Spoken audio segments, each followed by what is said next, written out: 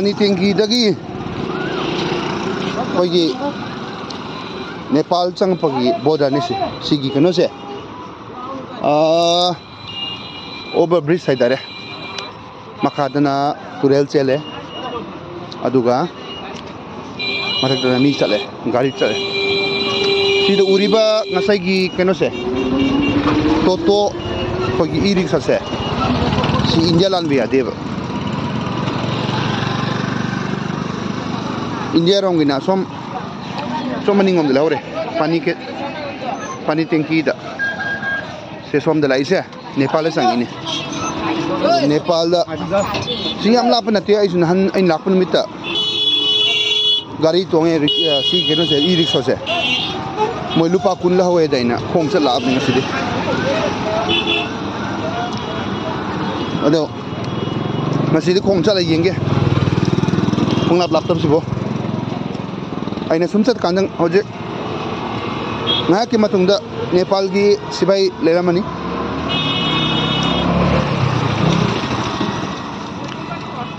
Nepal gi sibai u gande ni moinam ka khoi check to doise sigi thong ma taxi ukta lan bedani moina lupa kana lorje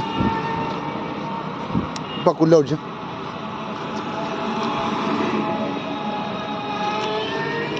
evening walking zo ibaduna sagi kano se yam la pasun samne na tamne na khong na oina dum da abne agru bhaya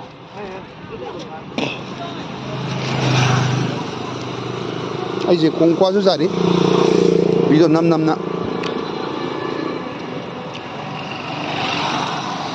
si mayam sing nuksitro cycle thoroga country amadagi country amada lanthong sun tawini hingnabagi kanoda lanfamda India machana Nepal chala thabak suba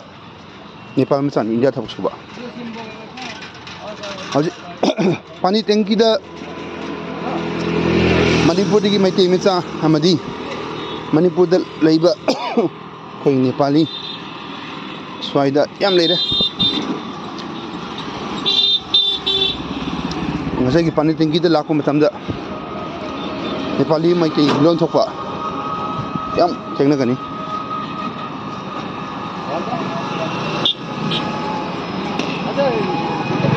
si mamang duriba yum mayam se Nepal ne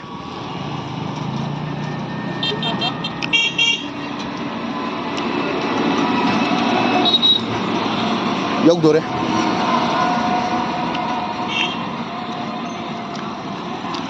ai si keno nong nupa gi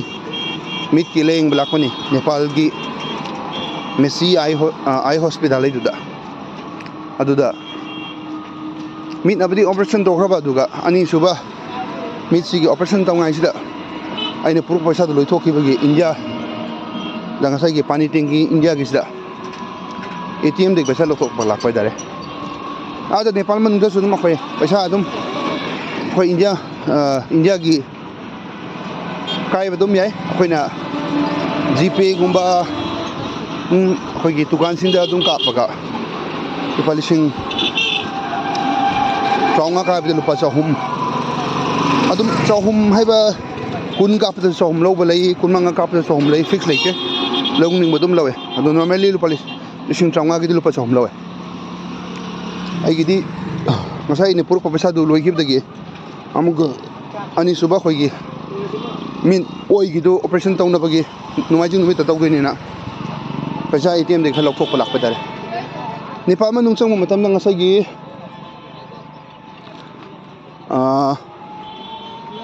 Nepal gi paisa da convert tawba gi mathau ta de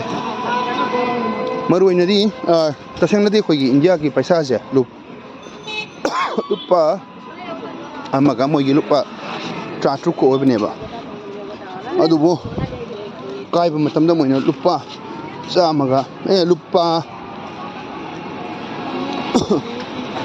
lupa tara si lupa tratruk pi gi do moina lupa rong ang ta bir kani ba kai ba matam da exchange tong matam da aduna ꯍꯧꯖꯤꯛꯀꯤ Messi ꯑꯥꯏ hospital ꯁ꯭ꯋꯥꯏꯁꯤꯐꯥꯎꯗꯤ ꯑꯇꯣꯞꯄꯒꯤꯗꯤ ꯈꯪꯗ꯭ꯔꯦ ꯑꯗꯨ India ꯄꯩꯁꯥꯁꯤ ꯑꯗꯨꯝ ꯆꯠꯄꯅꯤꯅ ꯀꯥꯏꯊꯣꯛꯄꯒꯤ India ꯅꯦꯄꯥꯜꯒꯤ ꯄꯩꯁꯥꯗ ꯀꯥꯏꯔꯨꯕꯒꯤ ꯗꯔꯀꯥꯔ ꯁꯨꯡꯇꯥ ꯇꯥꯗꯦꯕ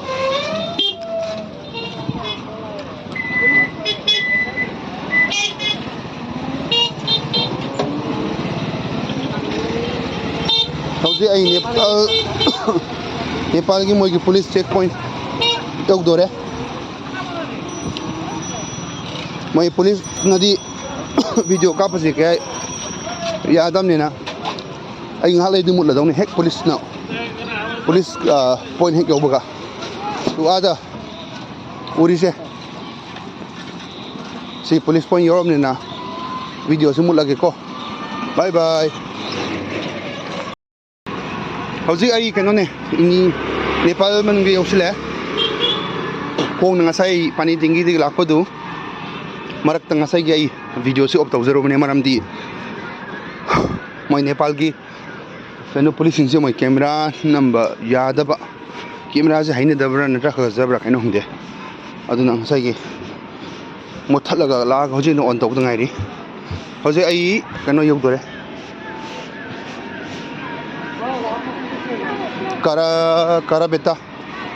ꯀꯔꯥꯕꯦꯇꯥꯗꯒꯤ ꯍꯧꯖꯤꯛꯀꯤ ꯃꯦꯁꯤ ꯑꯥꯏ ꯍꯣꯁꯄꯤꯇꯥꯜꯁꯤ ꯂꯨꯄꯥ 50 ꯂꯧꯗꯣꯏꯅꯤ ꯃꯣꯏꯅ ꯑꯩꯈꯣꯏ ꯏꯟꯗꯤꯌꯟ ꯃꯅꯤꯗꯀꯣ ꯑꯗꯨꯒ ꯃꯣꯏꯒꯤ ꯄꯩꯁꯥꯗꯨꯅ ꯅꯦꯄꯥꯜ ꯄꯩꯁꯥꯗꯨꯅ ꯂꯨꯄꯥ 30 ꯂꯧꯗꯣꯏꯅꯤ ꯍꯧꯖꯤꯛ ꯑꯩ ꯀꯔꯥꯕꯦꯇꯥ ꯕꯁ ꯁ꯭ꯇꯦꯁꯟ ꯌꯧꯔꯦ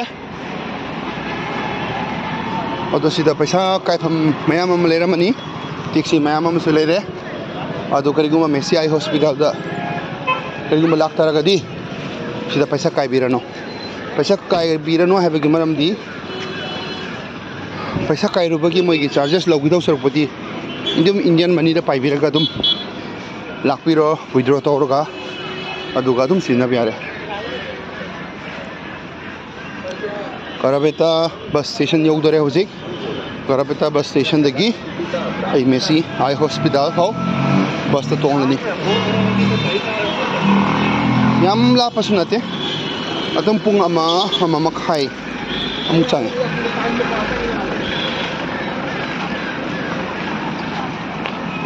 ꯁꯤꯗ ꯂꯩꯔꯦ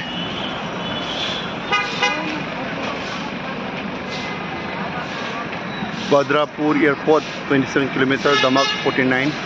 Chisapani 900.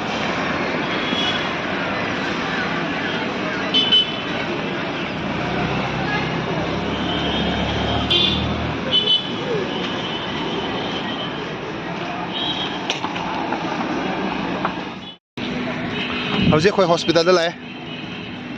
Changiba hospital se khoi Messi hospital, Messi Eye hospital ai duni. Spelling budi MECHI, Messi hair su yare dum Messi hair su yare.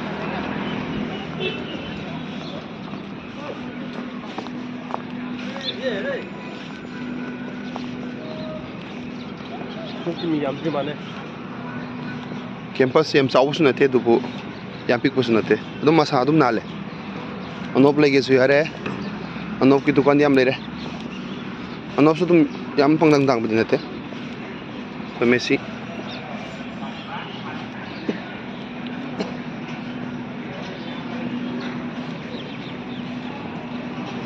sid mayam phambam ne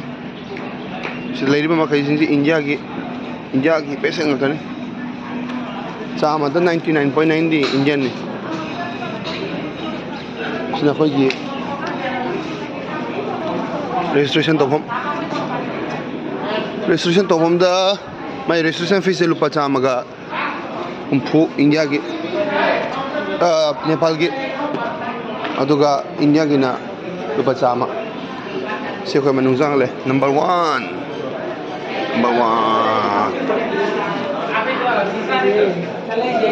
si mayam ngai le re si le ba patient ji khoi gi hospital ne her ga ngasai gi yam appointment lauraga doctor da phone taraga mail tharaga message taraga khoi gi appointment lawbudo adudi daka ta address si kenusta Messi Eye Hospital sida adum laaga ayu ngata na pung nearly about pung taret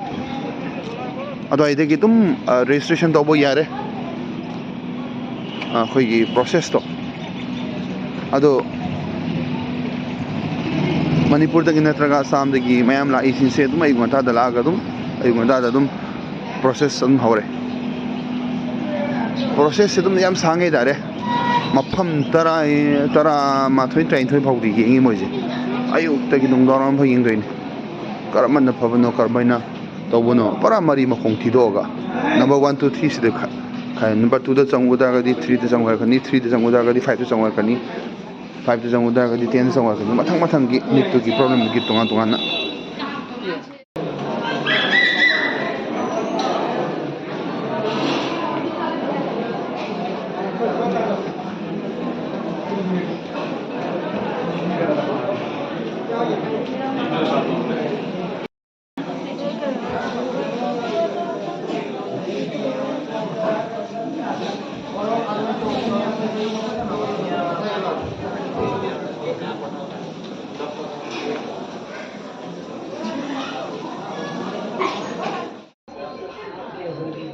Nina ni muting panggi ba ngam ko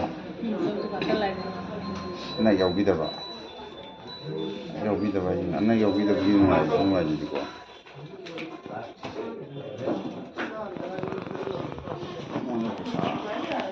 na crore tam je khoina laisi hospital da ni khoi second day operation lower matungda to marangi khoi registration tawham kano do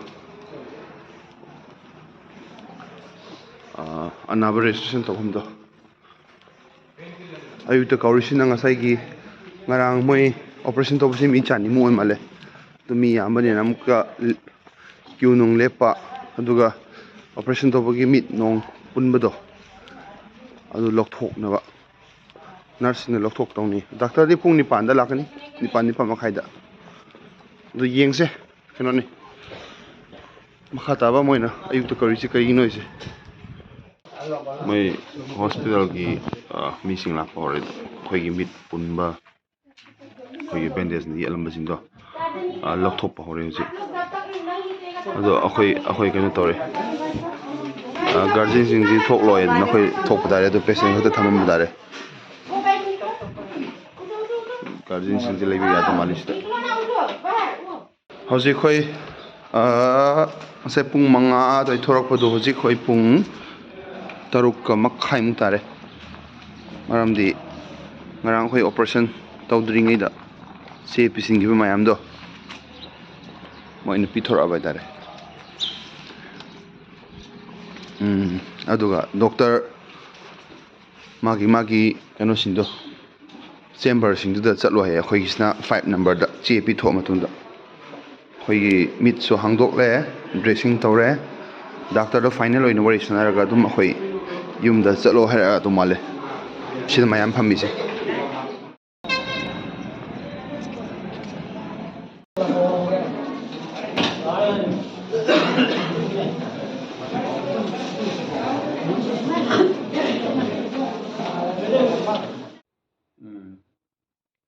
khoi kazi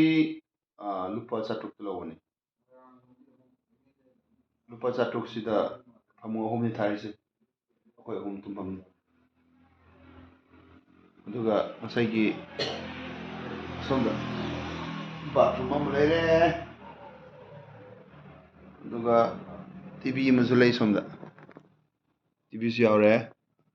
aduga mathakta ac mjar ac di namda matam ne na tha ba thau ta de papan sina lambi ni aduga ada maning do riba mai ngan sina hospital campus ki mai ngan